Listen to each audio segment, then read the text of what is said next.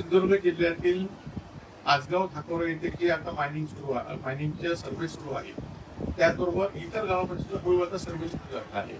खरं तर या सर्व्हेला प्रशासनाचा आणि प्रशासनावर असलेल्या राज्यकर्त्यांचा पूर्णपणे पाठिंबा आहे का, असा प्रश्न आता आमच्या मनामध्ये निर्माण झाला आहे. कारण जिल्हा परिषदेचे मुख्य कार्यकारी अधिकाऱ्यांनी हा सर्व्हेसाठी पत्र दिलेलं आहे. खरं तर जिल्हा परिषदचा या सर्व्हेमध्ये कुठलाही अधिकार नाही. ड्रोन सर्व्हे असेल तर जिल्हा प्रशासनाची, जिल्हा पोलीस प्रमुखांची परवानगी घ्यावी लागते.